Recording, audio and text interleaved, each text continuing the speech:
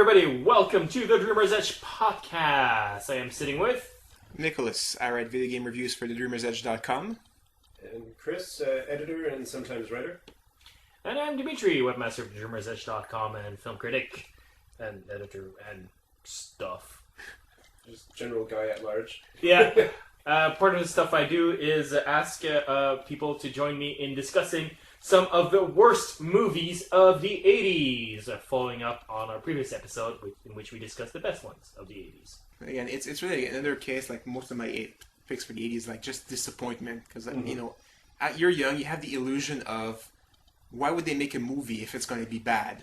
It was the thing I had with video games. If I played a video game, I didn't like it, the problem was with me, because they would never release a video game that was bad just for money.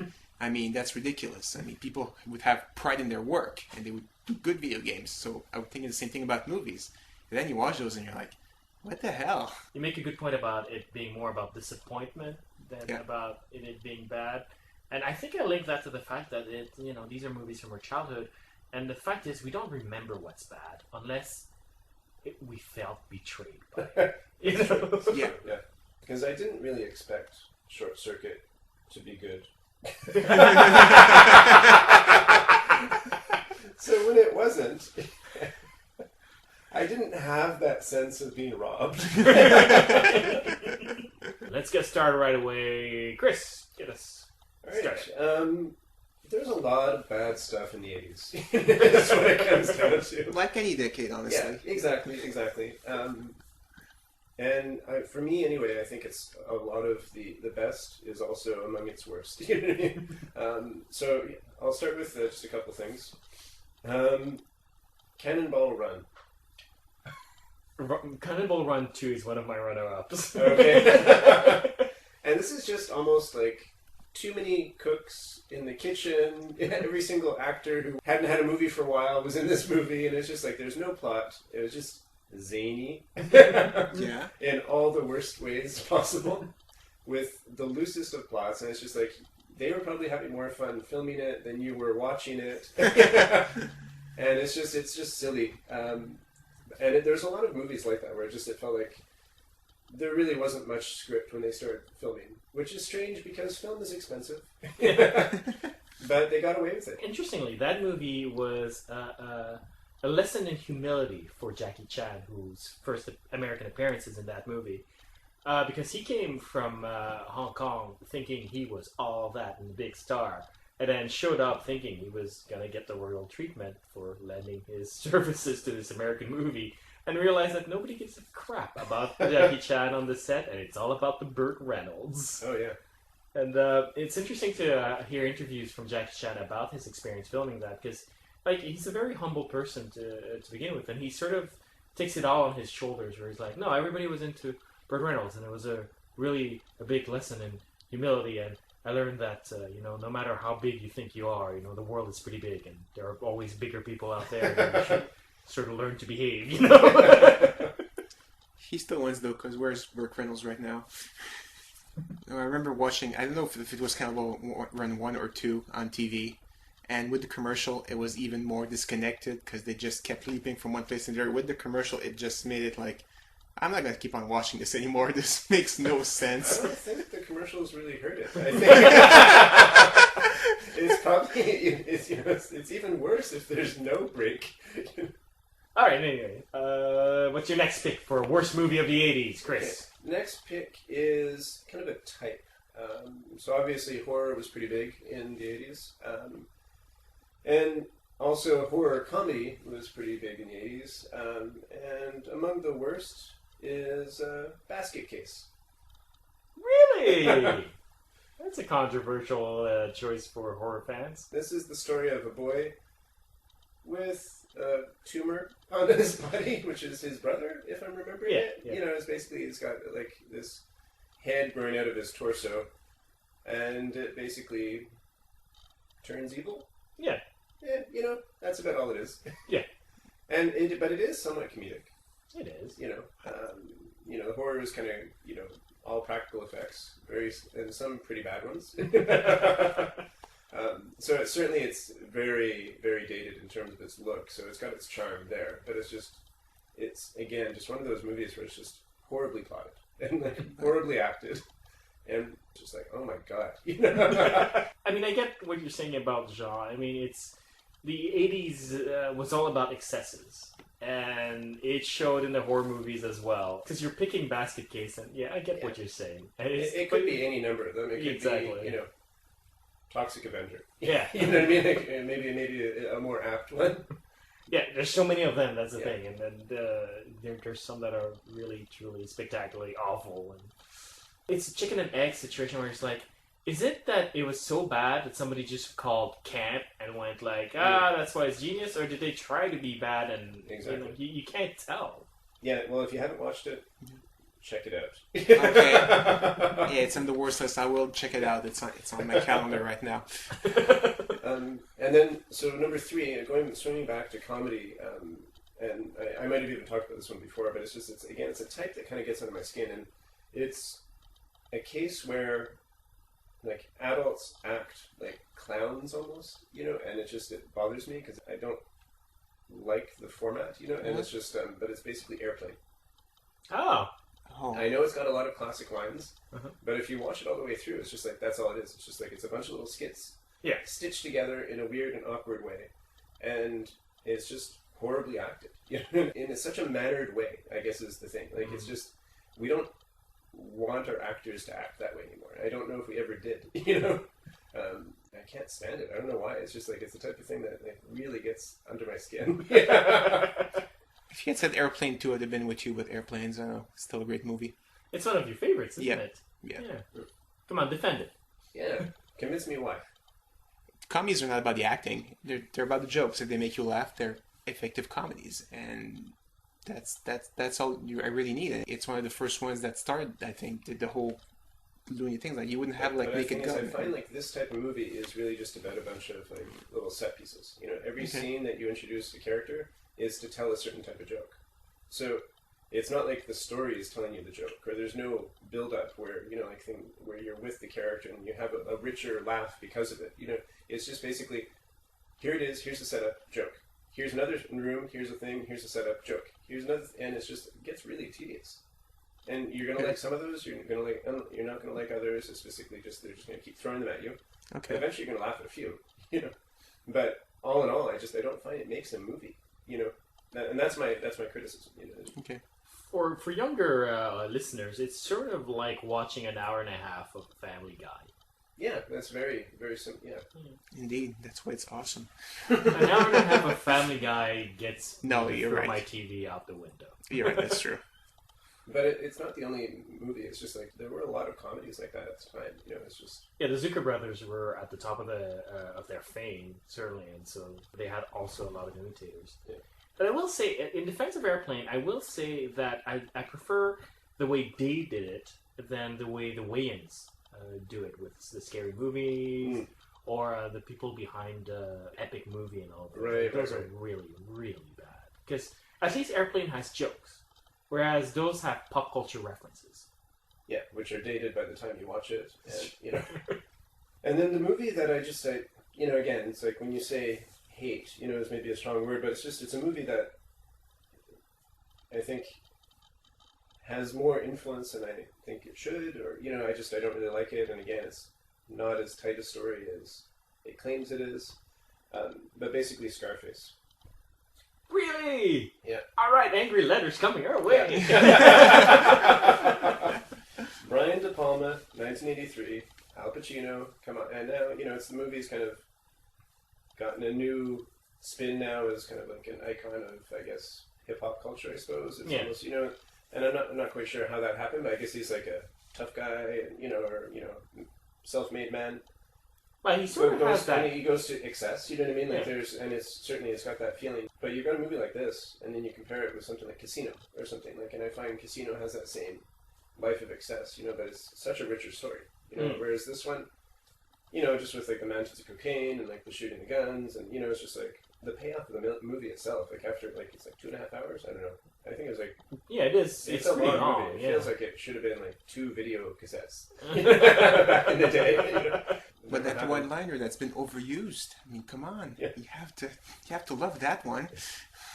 Oh, you mentioned how it's linked to hip hop culture, and I think it's because if you look at the story, it fits very much into the fantasy created post gangster rap.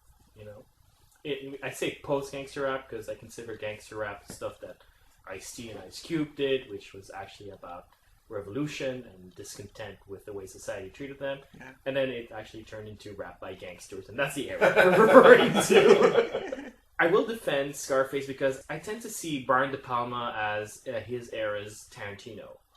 In the sense that he does deliberately bad movies. In the sense he's sort of trying to capture exploitation, but on a highfalutin scale, if you will. And Scarface, if you look at it from that angle, I think works a lot better. Where it's sort of kind of deliberately bad. And making homages to an exploitation era much closer to that era than our own. I think the film works better in that way. I will say that I don't understand people who take that movie seriously as a result. Like people who take it at face value and go like, "Isn't that good?" And I'm like, "Really? Like, you've seen The Godfather. You're watching this, and you don't see how this is enormously campy? Like." I think it's because it comes out of like after The Godfather and all these other things, and it's just it really tries to give you that like epic American life story. Right.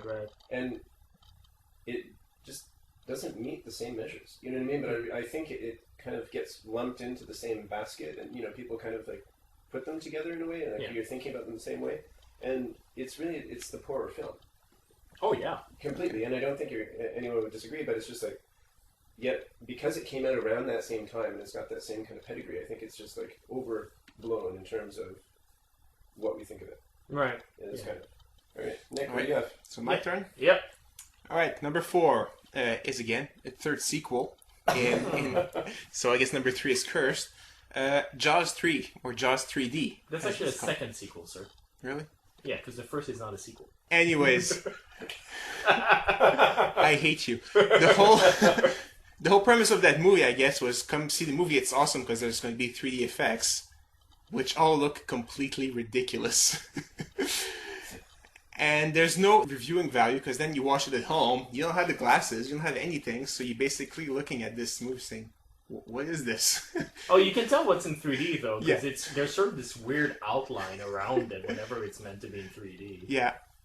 I mean, just the final scene, spoiler alert, when the shark attacks like the control room of the park, and the shark is coming closer and closer, and it's not moving at all. It's just super stationary, moving closer and closer. And it's like, sharks don't swim that way. At least had the shark moving a little bit. That would have been maybe a cool 3D effect, but no, it's just kind of like, a cushion just moving closer and closer and closer. It just looks ridiculous. I saw this movie on video when I was very, very young. Okay. You know what was my first comment to my mother as the credits were rolling? No. Mom, why is it called Jaws 3D? Yeah. Are you sure we got the right one? And what But were the they? Jaws franchise is such a weird movie to even make sequels of. If you know what I mean. It's just like... Well, there are many sharks in the ocean. Yeah. And sometimes the same shark that you killed in the first movie comes back for revenge Yes, indeed. in part 4. Again, another terrible part 4. Hey, if somebody blew me up, I'd want revenge too. So, my number 3 is a movie probably nobody saw, but I was a huge wrestling fan in the 80s. Actually, I was a wrestling fan until the late 90s, even in 2000s. And Actually, you're still a wrestling fan. Actually, no. With wrestling, there's it's called kayfabe. It's kind of like suspense of disbelief, where you have to pretend that it's real for you to enjoy it. Yeah. And eventually it became so ridiculous that even I couldn't do it as suspension of disbelief. And then you hear that Hulk Hogan's making a movie called No Holds Barred. You hear it and you're excited. You're excited because also it's going to be a wrestling movie. It's not going to be Hulk Hogan trying to act like something else. He's going to be a wrestler in that movie, so it's going to be fine. But in that movie, for some reason, wrestling is real. You're like, this makes no sense. Even as a young kid, I watched this movie. I was like, this makes no sense. And it's basically the whole thing. Hulk Hogan is on one channel, and there's Zeus, big bad guy, on the other channel, and they're trying to organize a fight between them two. And it's like, well, this doesn't make sense because wrestling is fake. Why are they trying to fight each other? And I was just so confused. And the way they managed to actually do the fight is that like Zeus beats up Hulk Hogan's brother, and it's like, okay, I'm gonna get revenge by fighting him. Why don't you just go to the police? Seriously. But whatever. It was so disappointing. Hulk Hogan didn't wrestle like Hulk Hogan wrestled in the WWF. It wasn't him at all. He didn't have his signature moves. So you watch that and I was like, this was just a bunch of street fights. Very, very bad street fight. I haven't seen the movie, as you might have guessed. Okay.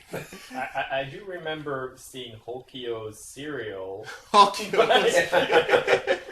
Yeah, but the whole wrestling thing really did loom large over the 80s, for sure. Because I've never been a fan, but I used to watch the cartoons, and you all knew the characters, and and there's that sense of like, yeah, you knew it was fake, but like the whole superheated drama of it, was fun to watch, for sure.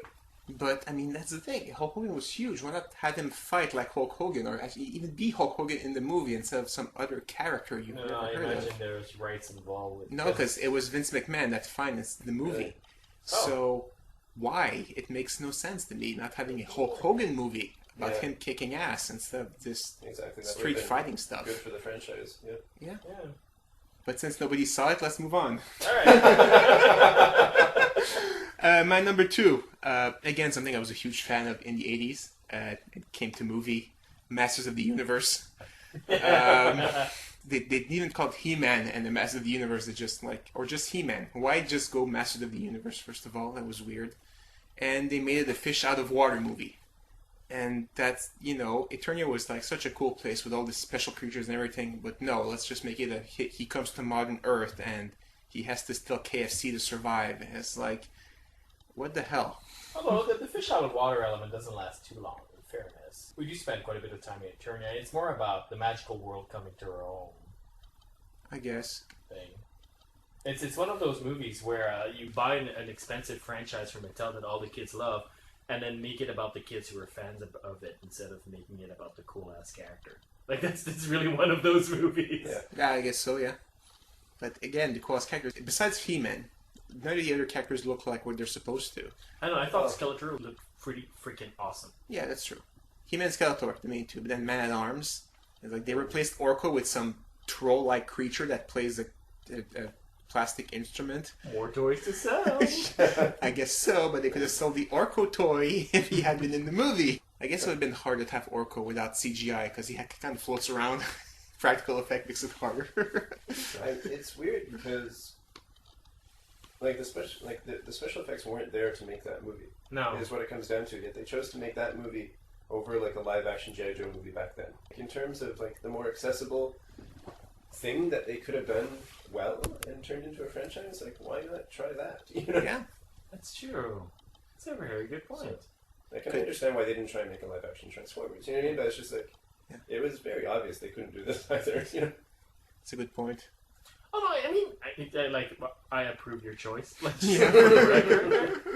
I find it is a gorgeous looking movie. I find it looks beautiful. You're talking about Dolph Lundgren. Touche. But the thunder effects and the castle of the loincloths. Yeah. Oh, it looked pretty well done to me back in the day. I'd have to go back to it for sure, but yeah. But I don't know. It's the fans of He-Man were kids. You want to make the movie for so they can watch it, not some really darkish things where characters they can't recognize and stuff they can't relate to. That was a real choice for me. Also, they totally wrote Skeletor as Hordak. Skeletor in the cartoon was sort of a weaselly little crook. Yeah. But here he's this big, empire leader, and it's he's Hordak from She-Ra. That's true. Which reassesses my point that everybody thinks Hordak is cooler than Skeletor. I'm just saying.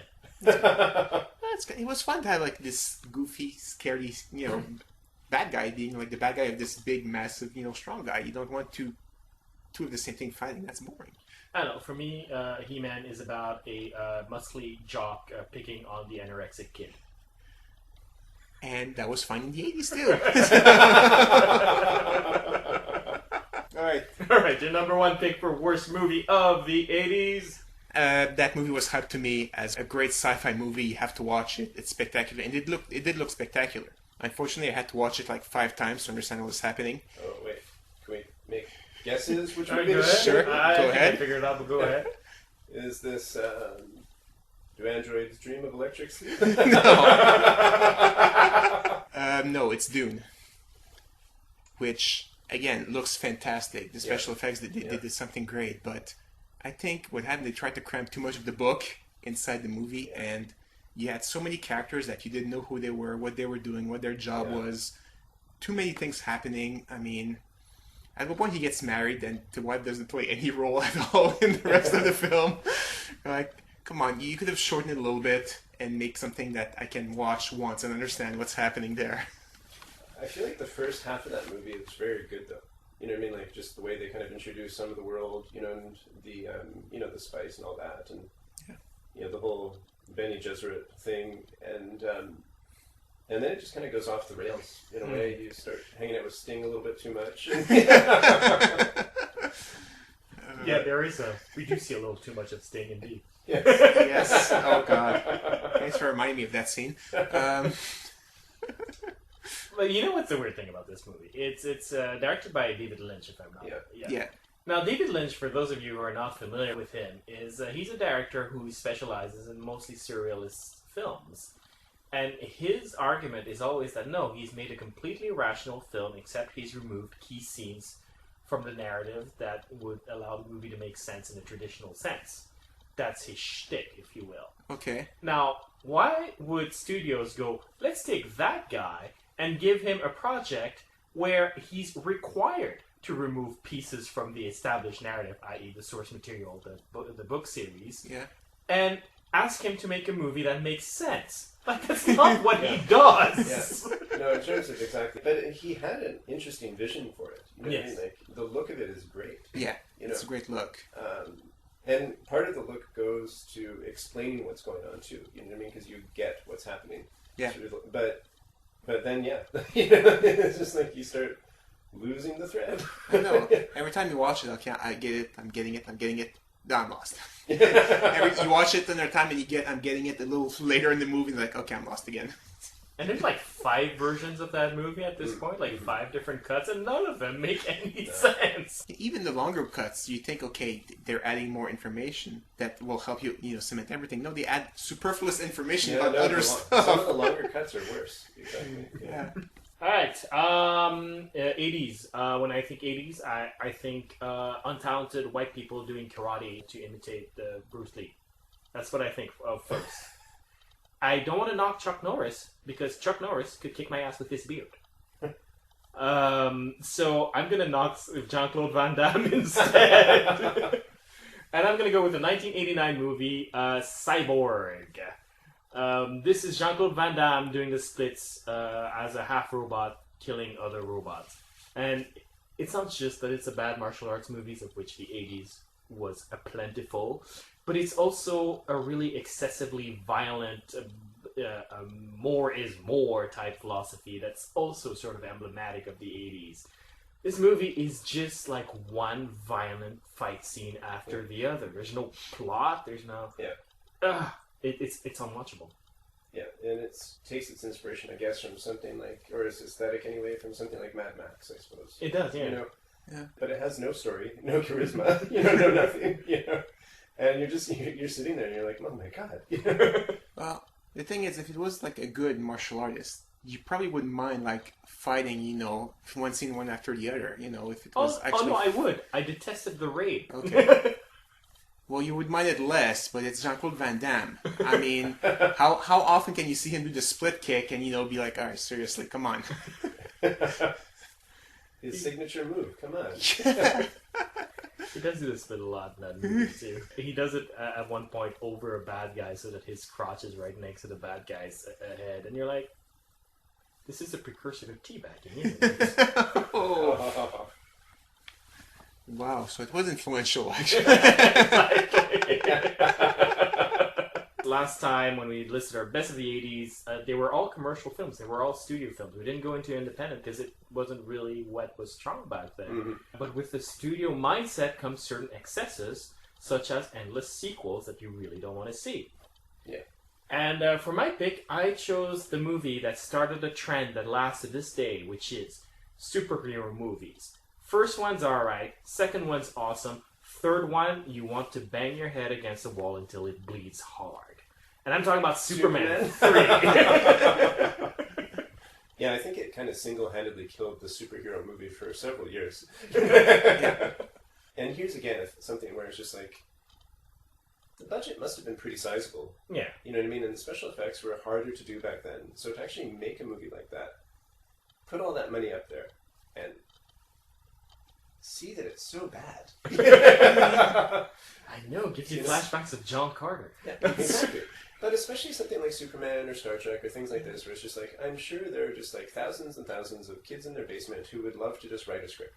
You know what I mean? Like, Indeed. You know what I mean? Like, you could just like fan source something like that when you've got that kind of like, you know, franchise. You know what I mean? Like, and yet, no, they choose to pay millions of dollars to a scriptwriter to come up with the worst thing ever. You know, I don't get it. You know? It's just so weird that he goes from fighting like 3 Kryptonians that are as strong as him to fighting Richard Pryor. That just never... No, he helps Richard Pryor. There's He a helps, but, cyborg you know, too, right? Like, He Yeah, fights... there's a cyborg who looks like a mannequin but made out of metal. Yeah. Because evil computer masterminds have done so great. So says the first Star Trek movie. yeah. Indeed. Mind you, I did watch Superman 3 in the theater. Yeah, me too. Paid for with nickels and dimes. Me too. Oh, wow. And I was so excited. And? Oh, You recognize it as bad even then? oh yeah, for sure. You know, for sure. Yeah, no, we had the same experience. It's exactly the same thing happened to me.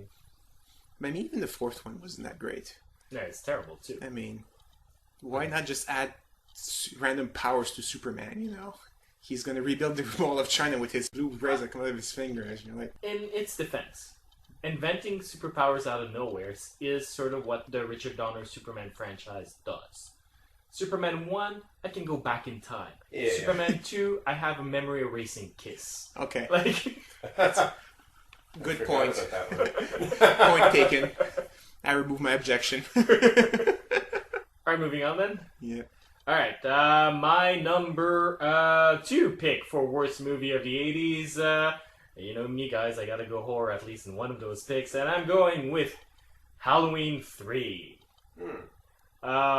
This one we won't get angry letters about. The story behind it is so fascinating because the first Halloween movie was an instant success. It was an independent movie and stayed the most successful independent movie all the way until the mid-90s when Blair Witch Project came out. Okay. Then they made Halloween 2, which was also a great success, following the story of Laurie Strode and Michael Myers. And then John Carpenter, as producer, decided that for Halloween 3, he was just going to tell another story entirely and forget the Michael Myers character that everybody loved so much. Now, to a certain degree, I think that's a ballsy move, and I appreciate that, and I think it's creative. Commercially, I think that's foolish. But if you're going to do that, does it have to be the story about an evil sorcerer using the power of shamrocks to turn kids into evil monsters by way of mechanical masks? I'm just throwing it out there. It's original. I don't think I've actually seen Halloween 3. But now I'm intrigued. It is utterly fascinating to watch as this thing is like, I don't understand what you were thinking. Like, I don't understand how you thought, let's go from Michael Myers to druids. Let's have robots. Let's it's have... not even part of the same world, so to speak. No, not at all. Yes. Has there been like an edit afterwards to try and reinsert Myers somehow in Halloween 3, or they just gave up on it completely? No, they didn't even try. They sort of just Okay. pretended that never happened. Although, I always figured that if you could tie them all together, they should make that the robots were super strong and super tall and super silent, kind of like Michael Myers, are really born into random families as Michael Myers was. Oh, wow. Okay. Well, Oh, and the movie starts with a giant FU to Michael Myers fans by showing the ashes of Michael Myers in the first act. That was awesome. nice. Well, people paid for their tickets already, so, you know, it's too late now. And then moving on, I guess. My number 1 pick for worst movie of the 80s, and now I expect angry letters, all of them from Eric. I'm going with Dead Poet Society, 1989. Robin Williams plays a English literature teacher who teaches kids to destroy books. You know who else destroyed books? The Nazis. And sort of spends 2 hours reciting platitudes about living life while not really teaching them either about literature, his supposed job, or life, really. And then at the end, you realize that the only thing the students actually learn is how to worship him. And it's sort of like, you're the worst teacher in the world. I hate you. Maybe that literature class was an elective class and they didn't want to learn literature. Okay. Give me 1 year and I can create a cult of personality. Yeah, I don't know if I'd put it up there as the worst movie, but it's a movie that people still kind of go back to. It's weird, you know what I mean? And I'm not sure why. I watched it once. It was okay, I guess. I don't think it has much repeat value. For me, it's because it's sort of kind of evil. It sort of plays upon the teenage audience's propensity for rebellion and whatnot, and sort of goes like, oh no, you're of higher mind if you destroy everything that's come before you and just do whatever you want. And yeah, it's man and Superman, you know, for sure. You know, recreate yourself and, you know. Yeah, no, I've never liked that kind of rhetoric, for sure. Yeah. No, it's a good choice, Eric.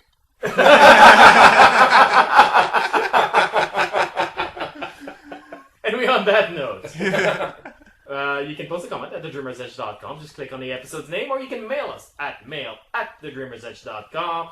That excludes you, Eric and Frank. And I guess next time we'll talk about the 70s. That's going to get murky because I was barely alive. So, until next time.